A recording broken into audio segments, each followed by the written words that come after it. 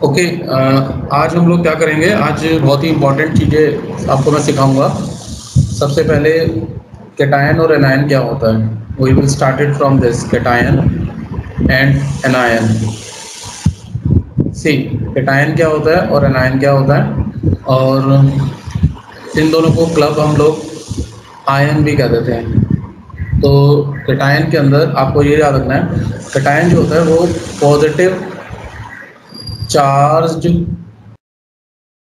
Ions होते हैं, और एनायन क्या होते हैं, वो नेगेटिव चार्ज आयन्स होते हैं। क्या मतलब हुआ, जैसे सोडियम है, सोडियम का एटॉमिक नंबर होता है 11, वो होता है 281, इसकी इलेक्ट्रॉनिक कॉन्फ़िगरेशन हो गई। तो ये क्या करता है, सोडियम ये एक इलेक्ट्रॉन को छोड़ देता है, एक इलेक्ट्रॉन को छोड़ सकता है। तो ये छोड़ने के बाद, एक इलेक्ट्रॉन को छोड़ने के बाद, क्योंकि जब ये एक चार्ज छोड़ देगा तो इसके ऊपर पॉजिटिव चार्ज बन जाएगा। तो इस तरीके का जो पॉजिटिव चार्ज बनता है उसको हम कैटायन कहते हैं। और ऐसे ही अगर हम क्लोरीन की बात करें, क्लोरीन 17 होता है, 287 इसका इलेक्ट्रॉनिक कॉन्फ़िगरेशन है। ये एक इलेक्ट्रॉन को गेन करता है, और क्योंकि इलेक्ट्रॉन को गेन करेगा और इलेक्ट्रॉन के ऊपर नेगेटिव चार्ज होता है, तो ये अपने ऊपर एक नेगेटिव चार्ज डेवलप कर लेता है। तो इस तरीके से जो बनता है इसे एनायन कहते हैं।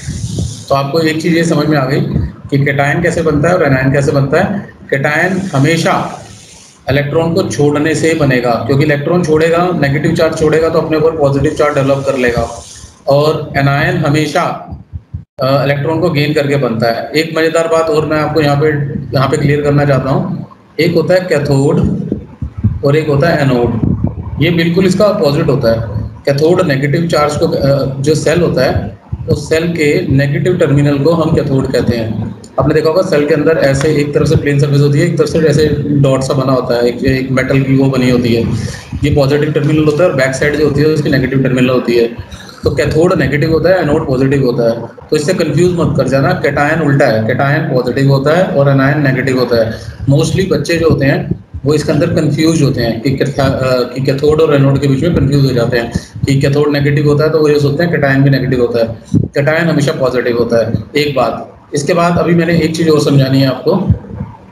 इसके बाद आपको एक चीज़ और बतानी है। एक क्वेश्चन पेपर में आता है कि why cation has less size than its parent atom. अपने पेरेंट एटम से इसका साइज कम क्यों होता है, बहुत इंपॉर्टेंट क्वेश्चन है। देखिए इसको हम कैसे करेंगे। कैटायन का मतलब सोडियम की बात कर रहा है, तो हम एक एग्जांपल ले लेते हैं सोडियम और Na+ का। तो हम दोनों के अंदर पहले कॉन्फ़िगरेशन लिखते हैं। इसके अंदर इसकी कॉन्फ़िगरेशन हुई 281 और इसकी कॉन्फ़िगरेशन हुई 28, क्योंकि एक इलेक्ट्रॉन इसे छोड़ दिया। तो हम यहाँ पे नंबर ऑफ इलेक्ट्रॉन लिखते हैं, इसके कितने होंगे, इसके केस में कितने होंगे और इसके केस में कितने होंगे, नंबर ऑफ इलेक्ट्रॉन और नंबर ऑफ प्रोटॉन। ऐसे इसमें भी नंबर ऑफ इलेक्ट्रॉन और नंबर ऑफ प्रोटॉन लिखते हैं। तो जी नंबर ऑफ इलेक्ट्रॉन जो है इसके अंदर हमारे पास 11 हैं, और नंबर ऑफ प्रोटॉन जो है वो भी हमारे पास 11 हैं, क्योंकि इलेक्ट्रॉन प्रोटॉन एटम के अंदर सेम होते हैं। लेकिन आयन के केस में क्योंकि एक इलेक्ट्रॉन निकल गया, तो इसके अंदर नंबर ऑफ इलेक्ट्रॉन जो होंगे वो तो हो गए 10, लेकिन प्रोटॉन तो उतने के उतने हैं क्योंकि प्रोटॉन नहीं निकले। इसके बाद हम एक चीज़ निकालते हैं ENC। इसकी फुल फॉर्म होती है इफेक्टिव न्यूक्लियर चार्ज। अब इफेक्टिव न्यूक्लियर चार्ज क्या होता है, वो होता है proton upon neutron, proton upon electron. तो 11/11 यहाँ पे तो आ गया 1, और यहाँ पे ENC कितना आया, ये आया प्रोटॉन अपॉन इलेक्ट्रॉन, ये आया 1.1। अब तुम्हें एक चीज़ याद रखनी है, जिसका न्यूक्लियर चार्ज ज़्यादा होगा, देखो ये ENC का मतलब है न्यूक्लियर चार्ज। ये ENC जो होता है न्यूक्लियर चार्ज, ये इन्वर्सली प्रोपोर्शनल होता है साइज के। तो जिसका ENC ज़्यादा है उसका साइज छोटा है। तो यहाँ पे ENC ध्यान से देखो, सोडियम आयन का ज़्यादा है, यानी कि कैटायन का ज़्यादा है।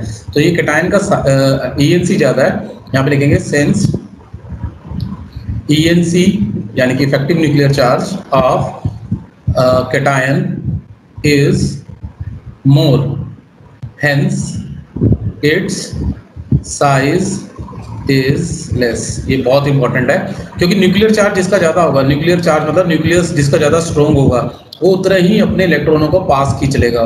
जितना ही इलेक्ट्रॉनों को पास खींच लेगा तो उसका साइज छोटा हो जाएगा।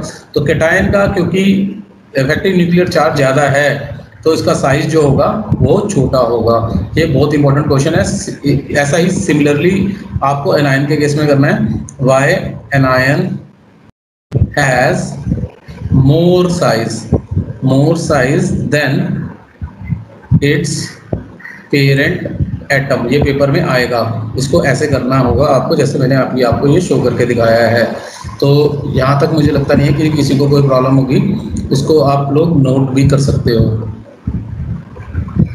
हाँ जी दक्ष चौधरी, कोई प्रॉब्लम है? No sir. हाँ पारस, तेरे को कोई प्रॉब्लम है? No sir. सर बस एक छोटी सी प्रॉब्लम है सर, ये एटायन या कैटायन या एनायन बनने के लिए सर वो लूज कैसे, सर मतलब लूज क्यों करेगा सर वो अपने आप को? बेटे कैटायन का मतलब यही होता है, कैटायन का मतलब यही होता है कि नेगेटिव चार्ज मतलब पॉजिटिव चार्ज डेवलप हो जाए। वो तभी डेवलप होगा, ये एनर्जी देते हैं, इसको एनर्जी दी जाएगी तभी इलेक्ट्रॉन छोड़ेगा। बस तेको ये याद रखना कि कैटायन कैसे बनता है। जब कोई इलेक्ट्रॉन छोड़ता है तो कैटायन बनाता है, जब भी कोई एटम इलेक्ट्रॉन को अट्रैक्ट करता है तो एनायन बनाता है। और एक मजेदार बात ये याद रखनी है कि कैटायन के ऊपर नेगेटिव चार्ज होता है और एनायन के ऊपर पॉजिटिव चार्ज होता है। ये मोस्ट इंपॉर्टेंट चीज है, ठीक है? Okay sir. ओके, अभी इसको नोट कर लेना। पहले मैं अभी एक चीज और करा रहा हूँ, पहले वो भी समझ लो। लास्ट देखो दो चीजें हमने और अभी हमें दो चीज और कवर कर रही हैं। एक तो है आइसोटॉप। आइसोटॉप क्या होता है? और एक हमें कवर करना है आइसोबार। आइसोबार क्या होता है? देखो कुछ एलिमेंट ऐसे होते हैं हमारे पास जिसका सेम एटॉमिक नंबर होता है, एटॉमिक नंबर होता है बट डिफरेंट मास नंबर होता है। जैसे आपको मैं एक एग्जांपल बनाकर दिखा रहा हूँ। कोई सपोज करो एक्स, हमारे पास कोई एटम है ऐसा, एलिमेंट है ऐसा जिसका एटॉमिक नंबर सेम है, सेम एटॉमिक नंबर्स, यानी कि सपोज करो 92 और इनका मास नंबर डिफरेंट है, सपोज 235 238। तो ये दो ऐसे जो एलिमेंट्स होते हैं इनको हम आइसोटॉप्स कहते हैं। तो अगर कोई पेपर में पूछे what is isotope, the element which have same atomic number but different mass number are called isotope. अब एक मजेदार बात देखो, दो आइसोटॉप कैसे आपस में डिफरेंट होते हैं। इसके अंदर नंबर ऑफ इलेक्ट्रॉन कितने हैं? 92।